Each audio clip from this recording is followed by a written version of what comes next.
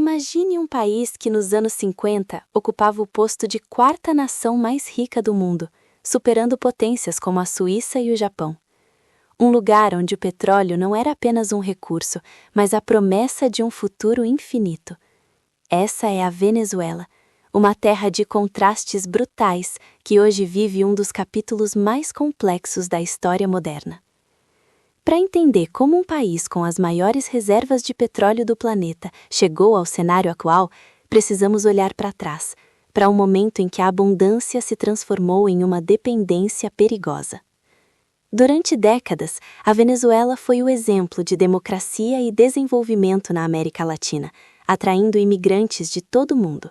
No entanto, a economia tornou-se viciada no ouro negro, negligenciando a indústria nacional e a agricultura. Foi nesse cenário de desigualdade crescente que surgiu a figura de Hugo Chávez.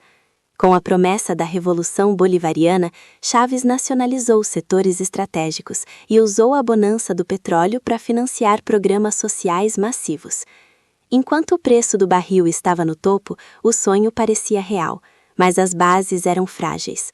Com sua morte em 2013 e a ascensão de Nicolás Maduro, o castelo de cartas começou a ruir. A queda drástica nos preços do petróleo em 2014 expôs as feridas de uma gestão econômica centralizada e ineficiente.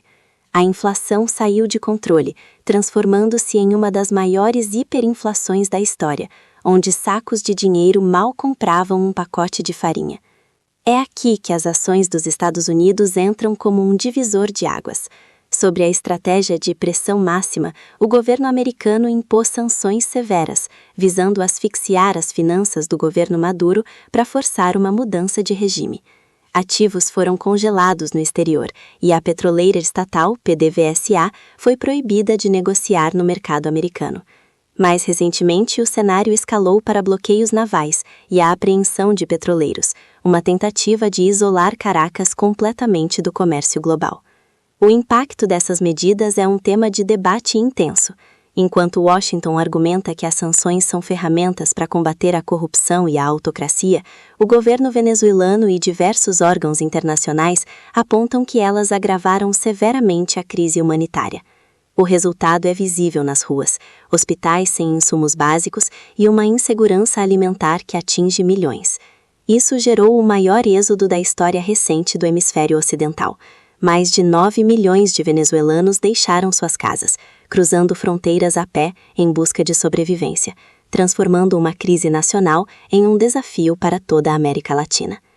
No campo político e militar, a situação é de um impasse resiliente. Diferente de outros contextos, o exército venezuelano permanece como a espinha dorsal de sustentação do governo Maduro. Os militares não apenas controlam as armas, mas também a distribuição de alimentos e a própria indústria do petróleo. Para o governo, essa união cívico-militar é a defesa contra o que chamam de imperialismo yanqui. Para a oposição e parte da comunidade internacional, é o que impede a transição democrática. Em 2026, o cenário é de uma independência defensiva, com o governo buscando novas alianças com potências como Rússia, China e Irã para contornar o cerco americano. A Venezuela de hoje é um tabuleiro geopolítico, onde se decide muito mais do que o destino de um povo. É um embate sobre soberania, direitos humanos e o controle de recursos energéticos vitais.